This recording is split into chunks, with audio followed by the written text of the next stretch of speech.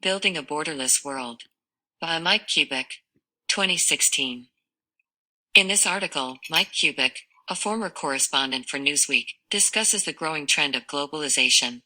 The term globalization refers to a process of communication and assimilation among people and institutions of various nations. In recent decades, numerous technological advancements have been instrumental in allowing for and hastening globalization. As you read, take notes on the effects of globalization, both negative and positive. Globalization, one aspect of which is international travel, is ancient. It started long before the 13th century, when Marco Polo took the Silk Road to China and wrote about his travels in a book that introduced Europe to Oriental culture, technology, and civilizations. Still, as a household word, globalization is so modern that sociologists and lexicologists differ in their definitions. Wikipedia calls globalization the process of international integration arising from the interchange of worldviews, products, ideas, and other aspects of culture. A Swedish expert on globalization, journalist Thomas Larsson, describes it as the process of world shrinkage, of distances getting shorter, things moving closer. Sociologists Martin Albrow and Elizabeth King define globalization as all those processes by which the peoples of the world are incorporated into a single world society. What all students of the phenomenon agree upon is that it is an ongoing, historic process, a development that is both vigorously promoted and rejected by many, but that is irreversibly changing many aspects of our lives. The most recent and most potent impetus for globalization was the horrific toll, an estimated 83 million dead and an $11 trillion economic loss, that World War II cost to all participants in the conflict.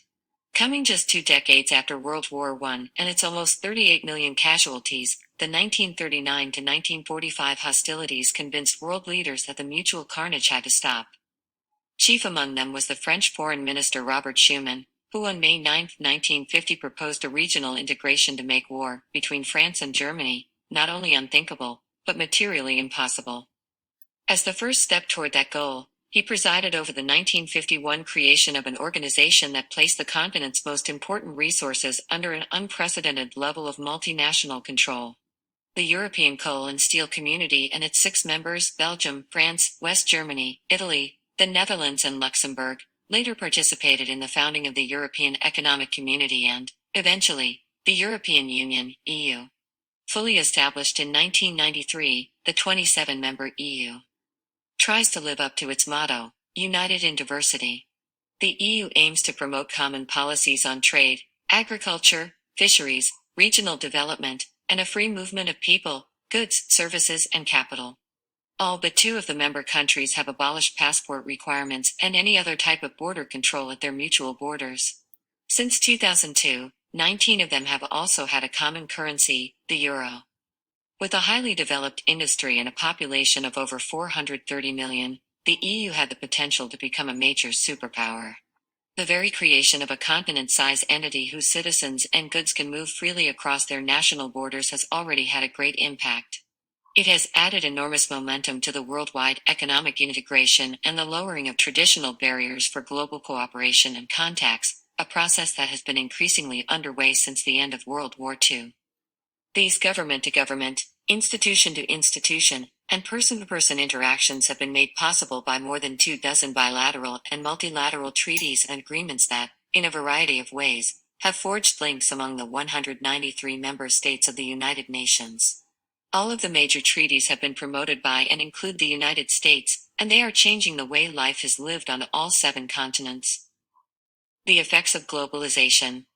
Banks and other financial institutions were among the first to embrace globalization, with results that were not always positive. For example, removing the barriers to cross-border money movements has caused volatile capital flows that resulted in a series of financial crises in Europe, Asia, and Latin America. Another highly deleterious financial episode occurred about a decade ago, when the collapse of the poorly regulated U.S. housing market caused a global banking crisis. It became the catalyst of the worldwide Great Recession, which involved long-term economic consequences. But in scores of other ways, globalization has been a boon to millions of people everywhere. For example, English has become the global lingua franca. The second most popular language and all that a traveler or business person needs to know to communicate with millions of people all over the world. English is the dominant language on the internet. About a third of the world's mail, telexes, and cables are in English, and so are approximately 40% of the world's radio programs. The internet, which is both a product of globalization and one of its catalysts, connects multitudes of people around the world. From 2000 to 2009, the number of internet users rose from 394 million to 1.858 billion. By 2010, more than one-fifth of the world's population had access to computers and was collectively conducting 1 billion Google searches every day. An estimated 300 million internet users read blogs, and 2 billion videos are viewed daily on YouTube. Healthcare is improving globally.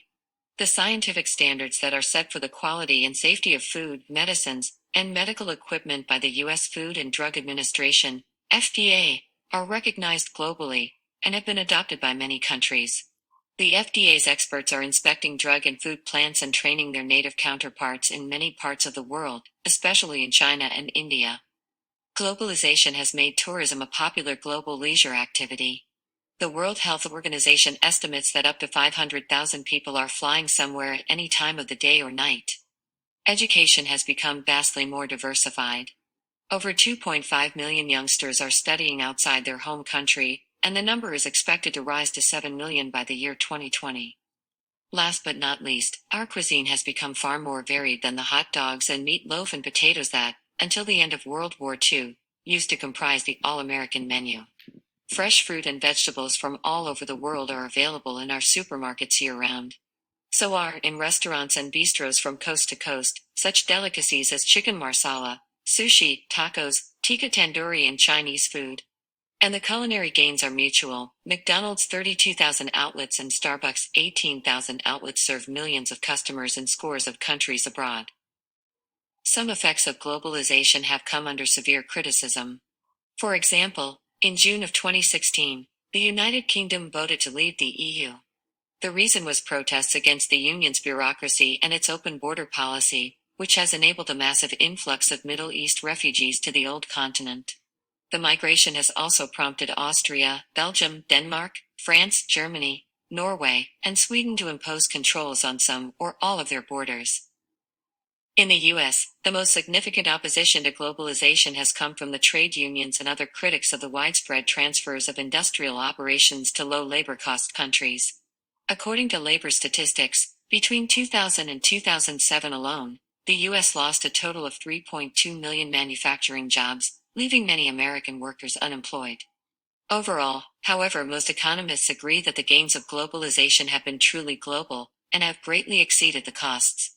For example, the World Bank reports that, in 2009, the world's 192 million migrant workers sent home $414 billion.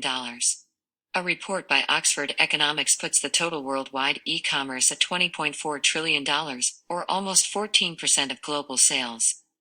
In the opinion of Nobel Prize-winning economist Michael Spence, globalization has been a winner. The massive changes in the global economy since World War II have had overwhelmingly positive effects, he has written. Hundreds of millions of people in the developing world have escaped poverty, and more will in the future. The global economy will continue to grow, probably at least threefold over the next 30 years.